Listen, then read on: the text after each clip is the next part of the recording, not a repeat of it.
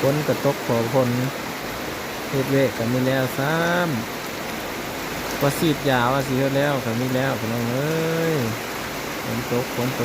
กฝนตกพี่ลึกพี่เลียน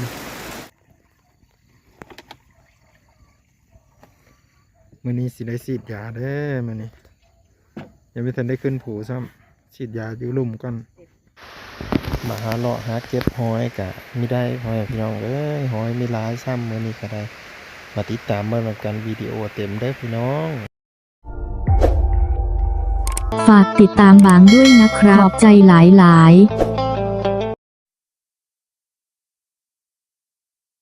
มื้อนี้ไปงมหอยพ่อแม่พี่น้องก็สิได้บ่แหละ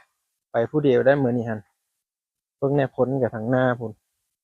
มืดครึ้มมาแล้วคือสิฝนตกนี่นะพี่น้องเอ้ยสบายดีสวัสดี FC ฝั่งไทยฝั่งลาวและอยู่อเมริกานำเนาะมื้อนี้เบาบ้างก็สิได้ไปงมหอยแม่นไปงมหอยเราไปเก็บหอยเชอรี่หอยน้อยๆนะมาแล้วก็ต้มจำแจ่วบ่แม่นเพิ่นก็มีฮู้จักเนาะมีภาวะว่าให้เอามาเฮ็ดเมนูเพิ่นเลย แต่ว่าเราสิไปหาเก็บเอานี่มันสิได้บ่เพราะว่าไปมื้อนี้ก็ไปผู้เดียวพ่อแม่พี่น้องเนาะก็สิถ่ายภาพบรรยากาศให้เบิ่งบางช่วงบางตอนเด้อเพราะว่ามันก็สิยากนำแน่แล้วก็ถือกระตงกระตาเพิ่นแน่นะให้ไปติดตามมันกันพี่น้องฝนก็สิตกเนาะฝนตกแต่ละมื้ออยู่พี่นะจนบ่มีมื้อเช้าเลยพี่น้องตกทุกมื้อเนาะเช้าแต่ชั่วโมงเดียวไอ้นั่นก็ตกนั่นคือเดี๋ยวนี้นี่ฉะนั้นมาอีกนี่พายุเฮามาทางเวียดนาม เดี๋ยวไปฮอดบ่อนหอยสิเก็บมาเบิ่งเนาะปาติโทเอาละเด้อเอาละเด้อใกล้เข้ามาแล้วเด้อว่าดินเจิ่นอยู่เนาะดินเจิ่นลงมาลุ่มนี้พู้นล่ะบ่อนสิเก็บก็อยู่ลุ่มพู้นย่างพู้นอีกหน่อยหนึ่งโอ้แถวนั้นก็เป็นภูเป็นนั่นหมดเด้อทุกคนพู้นเป็นสายภูหมดแต่พวกน่าจะฮอดสารวัตรพู้นแหละแล้วป่าซ่องแดนหนาวไปเลยก็แม่นหมดเลยแถวนั้นข้ามไปพุ่นก็น่าจะฮอดสารวัตร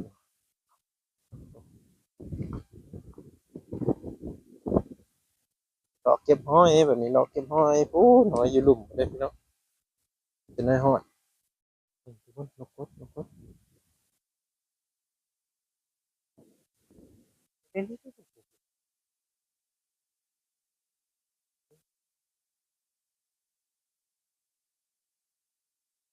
ีห้องเล็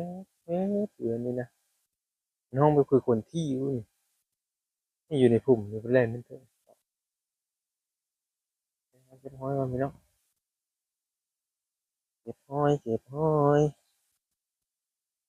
แต่ละเด้มีห้อยโอ้ไถขาเล่นๆอยู่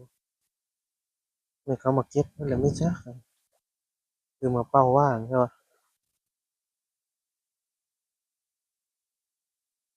มีอยู่อืมนี่พี่เนาะห้อยเจ็บไม่เน่า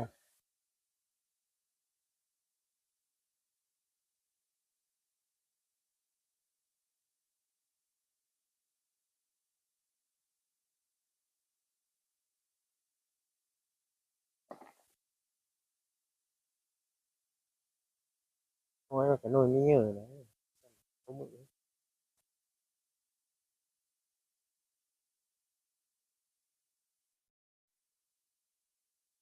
มีอยู่ตามนี้ปึ๊บ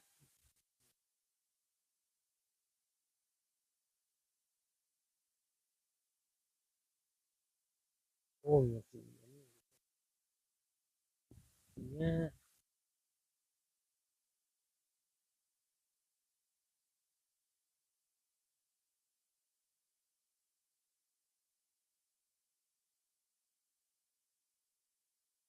โอ้ยสี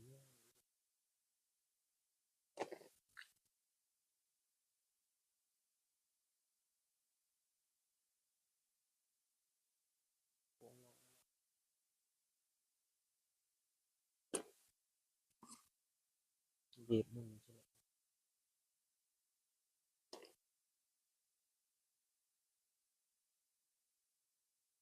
ทำมาหางมมาดิ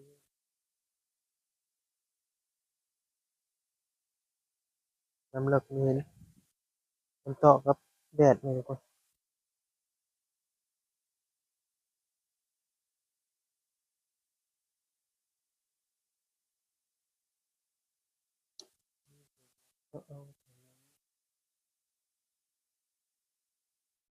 โอ้หอยก็ว่าสิได้หลายก็มีหลายนี่นับหน่วยก็คู่มันสาวหน่วยไม่ได้เมิดแล้วไปเมื่อทุกคนบัดนี้ไม่ได้หอยว่าสิได้หอยก็ไม่ได้เนาะก็เลยต้องเมื่อก่อนมันนี่มีหอยซ้ำน่าจะชาวบ้านเขากลับมาเก็บคือกันนะพี่น้องแต่เขามีมาเก็บมันน่าจะได้อยู่เพราะตอนนั้นกลับมาเก็บกันยังได้อันนี้มาเก็บแบบไม่ได้ตอนนั้นเก็บเขาเดียวนึงกะอันนี้ย่างใบซื้อกันยังไม่เห็นทำพี่น้องเลยไปเมื่อวันนี้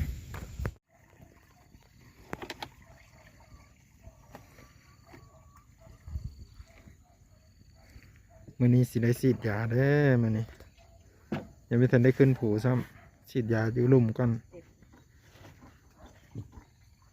หญ้าก็เริ่มขึ้นร้ายแล้วหญ้าน้อยๆเนาะเต็มเลย โอ้ขายหยาเนาะ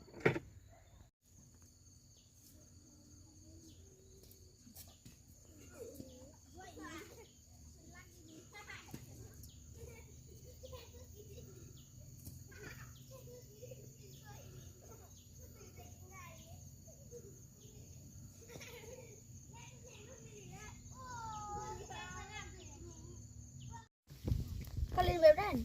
แต่ว่าสียังมาเบายิงสุกติดตา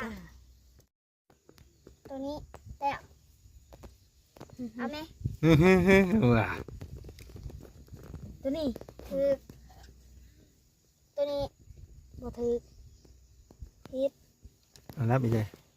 อ้าวมินรับอีกเลยรับตาไก่น้อยเมฟเมฟ แล้วเดี๋ยว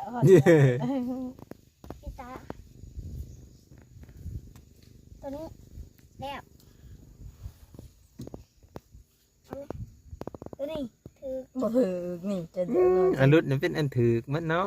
จับได้ก็ได้ มันจับอยู่ คือเอาอี มึงหันหลับตา นี่ แล้ว ละหมื่นตาเลย ปั๊ ปั๊ บบ ตาติ จับ จับ บ่ให้มันเดือดเดือดว่าหยัง ตัวนี้ บ่เดือดสับกันติ ก็ได้ เอาเอาเดือด จับเอาสิตัวนี้คือ บ่ถึกเลยจะเป็นหวาว อีสังเหม็นคือเป็นเหม็นเล็กกว่าถ่ายไว้อยู่นี่เหม็น ตัวนี้ ปีด พีช จับตา ตัวนี้ นี่ แล้วเหม็นแล้วรับตาให้รู้เดือดว่าเหม็นให้เจะเดือดนะจะได้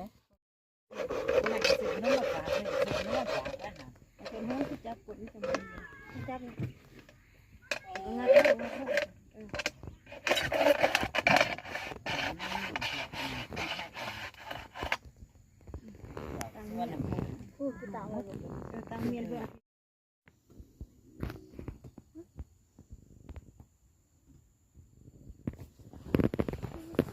อีแม่หนูหินมาหอดแล้วเบิ่งดูหนูหินนะนี่หนูหินมาหอดเลยเด้อหนูหินมาหอดเป็นหอดเล่าวเลยเด้อหนูหินขี่หย่อนมานะ ม่วนตี้ขี่หย่อนนี่หนูหินม่วนอยู่ว่าขี่หย่อนนั่นอ้าว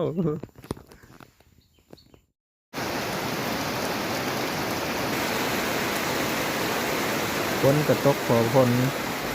เฮ็ดเวกกันมีแล้วซ้ำก็สีดยาวสีเฮ็ดแล้วกันมีแล้วพี่น้องเอ้ยฝนตกพี่ลึกอีเลียนตกประมาณได้ละชั่วโมงหนึ่งรถเขาก็มาส่งน้ำแล้วทั้งทีนี่เป็นเขามาเลาะจับเด็กน้อยเด้ เอามาส่งน้ำสะอาดน้ำดื่ม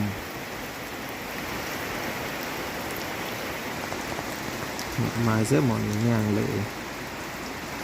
ฝนตกแล้วก็เปิ้นไปเมื่อพี่น้องเลยเสียมานี่แหละขอบคุญขอบคุณที่รับสมเบิ้งเด้อพี่น้องเด้อที่โรหน้าพ่อกันเมื่อคลิปนี้กะสบายดีไหมทุกคนนะฝนตกมาแล้วอู้ ฝากติดตามบางด้วยนะครับขอบใจหลายๆ